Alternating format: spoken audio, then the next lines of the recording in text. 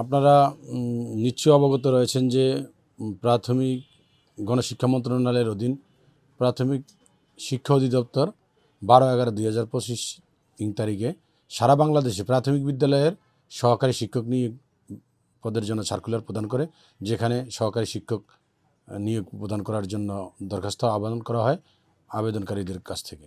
সেই লক্ষ্যে সারা বাংলাদেশে লক্ষ লক্ষ স্টুডেন্ট চাকরি প্রার্থীরা আবেদন করেছে, যেটার পরীক্ষা বিগত দিনে হওয়ার কথা ছিল, কিন্তু সেটা পিছিয়ে আগামী 9/1/2026 তারিখে যেটার তারিখ নির্ধারিত ছিল। তো এই বিষয় নিয়ে আমি আজকে একটা লিগ্যাল নোটিশ দিয়েছি। এই পরীক্ষার তারিখটা বাতিল চেয়ে, এটার যে ব্যাকগ্রাউন্ডটা কেন আমি বাতিল চেয়েছি, যে ইতিমধ্যে বিভিন্ন মিডিয়া, সোশ্যাল মিডিয়া, পত্রপত্রিকায় আসছে, নিউজে আসছে যে প্রশ্নপত্র ফাঁস হয়েছে।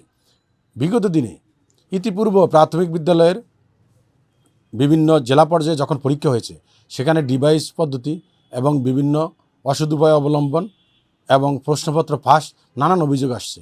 তা আমার বক্তব্য হলো যে যারা শিক্ষক হবে, প্রাথমিক বিদ্যালয়ের শিক্ষক হবে, সেখানে যদি এভাবে অসৎ উপায়ে পরীক্ষা দেয়, ডিভাইসের মাধ্যমে পরীক্ষা দেয়, তাহলে পড়াশোনায় কি করাবে? তাই আগেও আমরা এটা নিয়ে কোর্টে অনেকে মামলার সম্মুখীন হয়েছে, মামলা করেছে, যে রিট পিটিশন এখানেও পেন্ডিং আছে, যে অসৎ উপায়ের অবলম্বনের কারণে এই পরীক্ষাগুলো বাতিল চেয়েছে। কিন্তু তারপরও কর্তৃপক্ষ কোনো কিছু কর্ণপাত না করে সেই পরীক্ষাগুলো নিয়ে গেছে।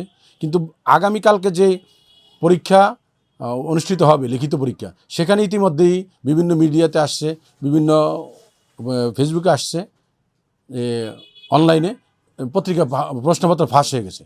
তো যদি প্রশ্নপত্র ফাঁস হয়ে থাকে, সেই পরীক্ষাটা ক্যান্সেল করে পরবর্তীতে পরীক্ষা নিবে, এটাই স্বাভাবিক। তা এছাড়াও এখন 12ই ফেব্রুয়ারি জাতীয় নির্বাচন অনুষ্ঠিত হতে যাচ্ছে। সারা দেশের প্রশাসন এখন নির্বাচনমুখী, নির্বাচনে নিয়ে ব্যস্ত। সেখানে তারা এই পরীক্ষার আয়োজনগুলো তাড়াহুড়া করে কার স্বার্থসিদ্ধির জন্য করছে, এটাও বোধগম্য নয়। আর আরেকটা যে সার্কুলারের অসঙ্গতি রয়েছে, সেটা বলবো যে সর্বশেষ যে আপিল বিভাগের যে কোটা নিয়ে যে জাজমেন্ট 93% মেধার থেকে নেওয়া, সেখানে তারা একটা বিভক্ত করেছে। আপিল বিভাগের এই রায়টাকেও তারা উপেক্ষা করেছে। তো এক্ষেত্রে আমি বলবো, কর্তৃপক্ষ যারা রয়েছে, প্রাথমিক গণশিক্ষা মন্ত্রণালয়ের উপদেষ্টারা রয়েছেন, সচিব রয়েছেন, ডিজি রয়েছেন, তারা সকলে আগামী দিনের যে পরীক্ষা রয়েছে, ইতিমধ্যে প্রশ্ন ফাঁস হয়েছে, এই পরীক্ষা বাতিল করে পুনরায় নতুন করে পরীক্ষার তারিখ দেওয়ার জন্য আমি অনুরোধ করছি। আমি বলবো যাতে যেন এই প্রাথমিক বিদ্যালয়ের সহকারী শিক্ষক অথবা যে কোনো শিক্ষক নিয়োগ পরীক্ষা অন্ততপক্ষে যে অসৎ উপায়বলম্বনগুলো, যে অসৎ উপায়গুলো অবলম্বন না করতে পারে, সঠিকভাবে নিয়োগ পদ্ধতিটা সম্পন্ন হয়, এটাই তারা পদক্ষেপ গ্রহণ করবে। আর পুলিশ দিয়ে ধরবে, প্রশ্নপত্র ফাঁস রোধ করবে, এটা তো কোনো সমাধান না। পরীক্ষা যদি এরকম প্রশ্নপত্র ফাঁস হয়ে যায়, পরীক্ষাটা বাতিল করবে, নতুন পরীক্ষা নিবে, এটাই স্বাভাবিক। আমি মনে করব কর্তৃপক্ষ বিগত দিনেরগুলা দেখে আগামী দিনে যে পরীক্ষা রয়েছে দ্রুত সময়ের ভিতরে নতুন করে তারিখ দিবে, পরীক্ষা নিবে।